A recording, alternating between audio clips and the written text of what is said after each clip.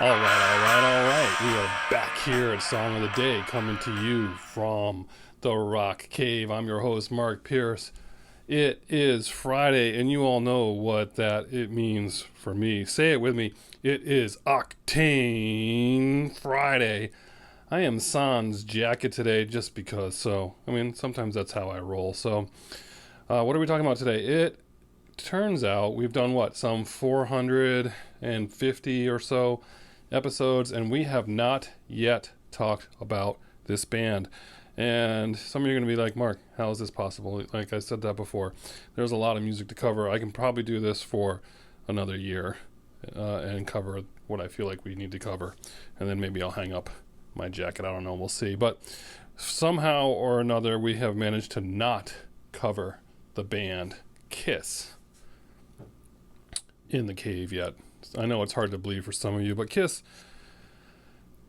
is like just been around forever, haven't they? Right? Like, I mean, you're either a Kiss fan or you just know about Kiss, right? I mean, I don't know, but we're going back to June of 1977 when they were at their peak of popularity.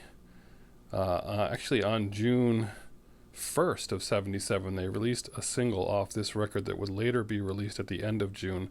The album is Love Gun, their sixth album. Gallup poll was taken right before this release, and it turns out they were the most popular band in America. They beat Led Zeppelin, the Eagles, and Aerosmith. So if I remember 1977 correctly, right around there, I was 9-10 years old, but I do remember the Kiss frenzy, and I just remember being in grade school. I was in that would have been grade school. Anyway, I just remember people just wanted to buy these albums. They were like, what are we looking at here? Look, what's with the makeup, what's with the music, what's with the songs. And if I'm being honest, I just was not a musical Kiss fan for a long time. I wasn't one of my things that was in my wheelhouse. And the only song I really liked for a long time as a kid was I Was Made for Loving You. But turns out there's a lot to like in their musical repertoire, right?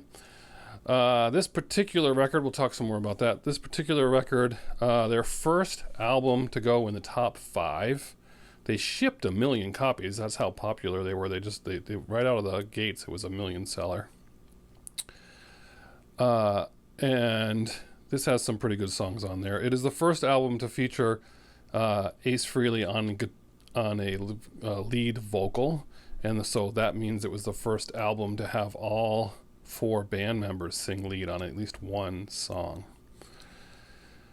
I'm not going to go through all the songs on this record, but the single that was released on June 1st, this week in 77, was Christine 16.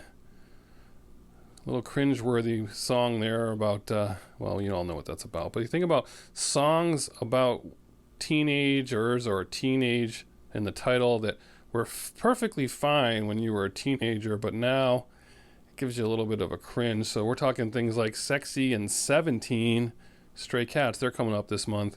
17 by Winger. 17 by Rick James. What's up with 17, right? And then, of course, Benny Mardone's Into the Night. He had to do a lot of explaining with that one because she was only 16. He's saying that the writer of the song and the singer of the song is only 18. So that's when you hear that song to this day, you're kind of like, wait, what? But anyway, it seems that we've recovered from that particular thing in music. It seems like 16 was the topic in the 50s, right? And then 17 was a little bit later on. Edge of 17, Stevie Nicks. I may go on. At 17, Janice Ian. But some of these later ones are a little bit cringeworthy. But anyway, I digress, as I usually do. All right, we got 2 songs. Oh, so I saw Kiss. Saw Kiss for the 96-97 reunion tour. I've seen Kiss 3 times. And this is all a true story. But when I saw Kiss, so I told you I wasn't a Kiss fan. I didn't know a lot about who sang what and who did what. So when I saw them in concert for that first reunion tour, again, I saw them 3 times.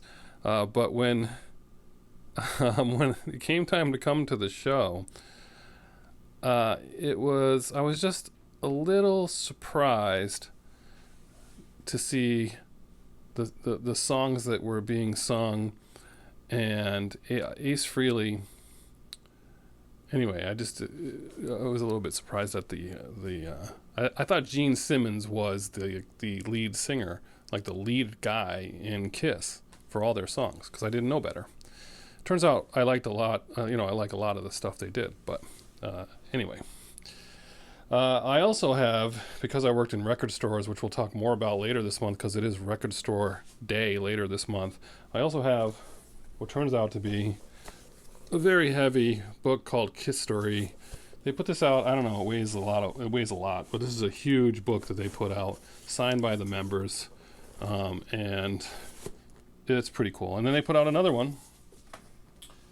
And being a collector, I had to get both of them. Kiss Story 2. This one is strictly about merchandise. This whole book right here is strictly pictures of all the merchandise that they've had over the years. Remember, you could buy all kinds of things.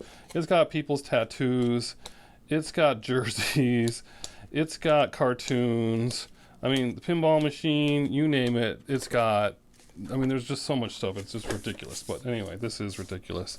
Also signed by the band. All right. So we're at 7 minutes. What's song of the day? I narrowed it down to Shock Me and Love Gun. Those are the two best songs on this record for me. And I got to go with the title track. Love Gun. Love Gun, Kiss. That's your song of the day. Play that one today. Even if you're not a Kiss fan, if you play Shock Me and Love Gun, you might like it. Who knows? Tell me what you think. It's Kiss here in the Rock Cave. Enjoy your Octane Friday. As usual, I'm your host, and I'll catch you on the flip side.